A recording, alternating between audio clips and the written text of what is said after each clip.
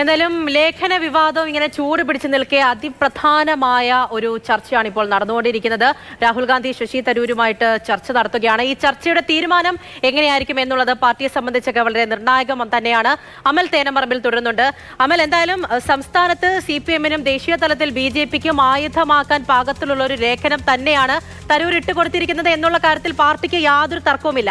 ഇപ്പോഴിങ്ങനെ ഒരു ചർച്ച നടക്കുമ്പോൾ അത് സംസ്ഥാന നേതൃത്വം എങ്ങനെയായിരിക്കും വിലയിരുത്തുന്നത്? പ്രത്യേകിച്ച് കാര്യങ്ങളെല്ലാം അവസാനിക്കുമോ? അതുമാത്രമല്ല, തരൂരാണ് ചർച്ചയ്ക്ക് ഇരിക്കുന്നത്. തുടക്കത്തിൽ തന്നെ തരൂർ ഏത് സ്റ്റാൻഡിലാണ് നിന്നത് എന്ന് പോലും നമുക്കറിയാം. ഇപ്പോഴും ഈ കാര്യങ്ങൾക്ക്, ഈ ഒരു വിവാദത്തിന്, തരൂരിന്റെ നിലപാടിന് ഒരയവ് വന്നിട്ടില്ല എന്ന് തന്നെയാണല്ലോ സംസ്ഥാനത്തെ UDF നേതാക്കളുടെ മനസ്സിലുള്ളത്.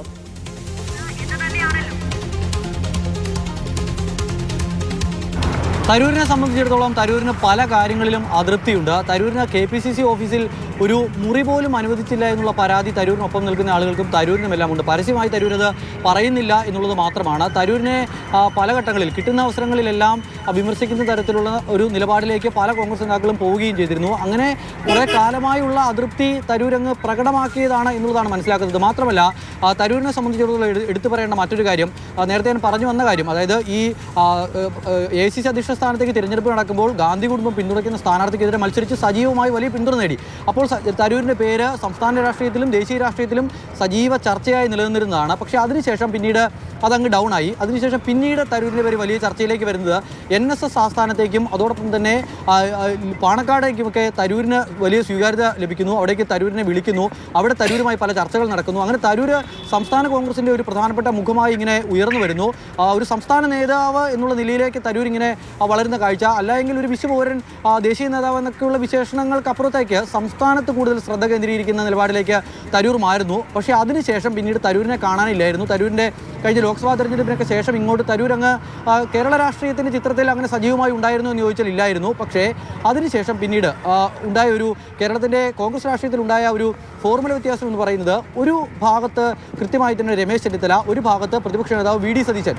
രമേശ് ചെന്നിത്തല NSS ആസ്ഥാനത്തേക്ക് ചെല്ലുന്നു, സഭകളുടെ പരിപാടികളിൽ പങ്കെടുക്കുന്നു, SNDPക്ക് സ്വീകാര്യനാവുന്നു, പാണക്കാട് നിന്നും സ്വീകാര്യനാവുന്നു. അങ്ങനെ പല കോണുകളിൽ നിന്നും രമേശ് ചെന്നിത്തലയ്ക്ക് വലിയ പിന്തുണ കിട്ടുന്നു. പ്രതിപക്ഷ നേതാവാണെങ്കിൽ സമാന്തരമായി തന്നെ മറ്റൊരു സംവിധാനം ഉണ്ടാക്കുന്നു. അങ്ങനെ രണ്ട് പേരിലേക്ക് കേന്ദ്രീകരിച്ചുകൊണ്ടുള്ള ചർച്ച കോൺഗ്രസ് രാഷ്ട്രീയത്തിൽ നടക്കുന്നു. അണികളാണ് എങ്കിൽ ഇതുപോലെ തന്നെ രണ്ടായി തിരിഞ്ഞുകൊണ്ടുള്ള ഒരു ചർച്ച അതങ്ങനെ മുന്നോട്ട് പോകുന്നു. അതോടൊപ്പം തന്നെ KC വേണുഗോപാലിൻ്റെ പേരും സജീവ ചർച്ചയിലേക്ക് കടന്നു വരുന്നു. അങ്ങനെ മുഖ്യമന്ത്രി സ്ഥാനത്തേക്ക് പോലും 3 പേരുടെ പേരുകളിലേക്ക് ഒതുങ്ങിയ ചർച്ചകളിൽ നിലനിൽക്കുമ്പോഴാണ് ശശി തരൂരിൻ്റെ ഇപ്പോഴത്തെ ഒരു എൻട്രി ഉണ്ടാകുന്നത്. ആ ഒരു വിവാദത്തിൽ കൂടിയാണ് എങ്കിൽ കൂടി ആ വിവാദത്തിന് 2 മാനമുണ്ട്. കോൺഗ്രസ് നേതാക്കൾക്കും കോൺഗ്രസ് അണികൾക്കും അംഗീകരിക്കാൻ അല്പം ബുദ്ധിമുട്ടുള്ള കാര്യമാണ് തരൂർ പറഞ്ഞത് എങ്കിൽ കൂടി സഭയ്ക്കകത്തും പുറത്തും പ്രതിപക്ഷം ഒരുപോലെ എതിർക്കുന്ന വിഷയമാണ് തരൂർ അനുകൂലിച്ച് പറഞ്ഞത് എങ്കിൽ കൂടി തരൂർ പറഞ്ഞത് വികസന വിഷയമാണ്. അപ്പോൾ സ്വാഭാവികമായും പൊതുസമൂഹത്തിൻ്റെ വികസനത്തിന് താല്പര്യപ്പെടുന്ന ഒരു സമൂഹത്തിൻ്റെ പിന്തുണ കിട്ടും എന്നൊരു പ്രതീക്ഷ തരൂരിനുണ്ട്. അത് നേടിയെടുക്കാൻ തരൂരിന് കഴിഞ്ഞിട്ടുണ്ടെന്ന് തരൂർ കാമ്പി വിശ്വസിക്കുകയും ചെയ്യുന്നുണ്ട്. മാത്രമല്ല, ഇടതുപക്ഷത്തിൻ്റെ അടക്കം പ്രശംസ പിടിച്ചു പറ്റാൻ തരൂരിന് 2-3 ദിവസം കൊണ്ട് കഴിഞ്ഞു എന്നുള്ളത് തരൂരിനെ സംബന്ധിച്ചിടത്തോളം വ്യക്തിപരമായി നേട്ടമാണ് എന്ന് തന്നെ കാണേണ്ടി വരും. ഇനിയിപ്പോൾ ദേശീയ നേതൃത്വമായുള്ള പ്രശ്നം കൂടി സെറ്റിൽ ചെയ്താൽ, അല്ലെങ്കിൽ സംസ്ഥാന കോൺഗ്രസിലുള്ള പ്രശ്നം കൂടി തരൂർ തീർത്ത് വരികയാണ് എങ്കിൽ തരൂരിനെ സംബന്ധിച്ചിടത്തോളം രാഷ്ട്രീയമായി തരൂരിനത് വലിയ നേട്ടമായി മാറും. കഴിഞ്ഞ കുറേ കാലമായി ചർച്ചയില്ലായിരുന്നൊരു പേര് എല്ലാവരെ കൊണ്ടും ചർച്ച ചെയ്യിപ്പിക്കാൻ തരൂരിനായി. അതൊരു വിവാദ വിഷയത്തിലാണ് എങ്കിൽ കൂടി എന്നുള്ളത്, നെഗറ്റീവ് പബ്ലിസിറ്റി എന്ന് പറയുന്നത് പോലെ ഇത് ചർച്ചയാക്കാൻ കഴിഞ്ഞു എന്നുള്ളത് തരൂരിന് വിജയമായി തന്നെ കാണേണ്ടി വരും. തരൂരിൻ്റെ ടാക്ടിക്സായി കാണേണ്ടി വരും. അത് വിജയിപ്പിക്കാൻ തരൂരിന് കഴിഞ്ഞിട്ടുണ്ട്. പക്ഷേ കോൺഗ്രസ് പ്രവർത്തകർക്കിടയിലുള്ള വികാരം മറികടക്കാൻ ഈ ഒരു ദേശീയ തലത്തിൽ നടക്കുന്ന ചർച്ചകൾ കൊണ്ട് കഴിയുമോ എന്നൊരു ചോദ്യം കൂടി നിലനിൽക്കുന്നു. അതിലേറ്റവും പ്രധാനപ്പെട്ട വിഷയം, ഈ പറയുന്ന വികസന വിഷയത്തിലൊക്കെ തരൂർ LDFനെ പിന്തുണച്ച് സംസാരിക്കുമ്പോൾ പോലും അതൊന്നും കോൺഗ്രസ് അണികൾക്ക്, താഴെത്തട്ടിലുള്ള അണികൾക്ക് അത്ര വലിയ പ്രശ്നമായിരുന്നില്ല. പക്ഷേ ഇന്നലത്തെ തരൂരിൻ്റെ നിലപാട് കോൺഗ്രസ് അണികൾക്കിടയിൽ തരൂർ വിരുദ്ധ വികാരം ഉണ്ടാക്കുന്നതിൽ നിർണായക പങ്ക് വഹിച്ചിട്ടുണ്ട് എന്ന കാര്യത്തിൽ സംശയമേ വേണ്ട.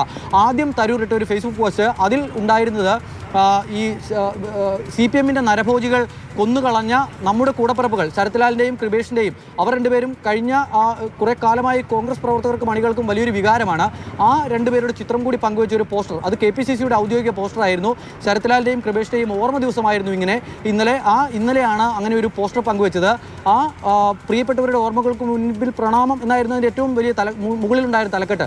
പക്ഷേ ഇത് വാർത്തയായതിനു ശേഷം തരൂർ ഇങ്ങനെ CPM വിമർശിച്ച് CPM നരഭോജിയോട് ഉപമിച്ചുകൊണ്ടുള്ള ഒരു പോസ്റ്റ് ഇട്ടു എന്ന വാർത്ത വന്നതിന് തൊട്ട് പിന്നാലെ തരൂരിൻ്റെ ഫേസ്ബുക്കിൽ നിന്നും ആ പോസ്റ്റ് അപ്രത്യക്ഷമായി. പിന്നീട് നമ്മൾ കണ്ടത് കോൺഗ്രസ് അണികളുടെ ഭാഗത്തു നിന്നുമുള്ള വലിയ തോതിലുള്ള സൈബർ ആക്രമണമാണ്. തരൂരിൻ്റെ പോസ്റ്റുകൾക്കടിയിൽ മുഴുവൻ കോൺഗ്രസ് അണികൾ അതിരൂക്ഷമായ വിമർശനം ഉന്നയിക്കുന്നത് നമ്മൾ കണ്ടു. അപ്പോൾ ഈ ഹൈക്കമാൻഡിൻ്റെ ഇടപെടലും ചർച്ചയും ഒക്കെ അവിടെ നടക്കുമ്പോഴും കോൺഗ്രസ് അണികൾക്കിടയിൽ ഉണ്ടായിട്ടുള്ള ഒരു പ്രശ്നത്തിന് അല്ലെങ്കിൽ തരൂർ ഉണ്ടാക്കിയിട്ടുള്ള ഒരു മുറിവിന് അതിന് പകരം വെക്കാൻ കഴിയുമോ എന്നുള്ളതാണ് കണ്ടറിയേണ്ടത്.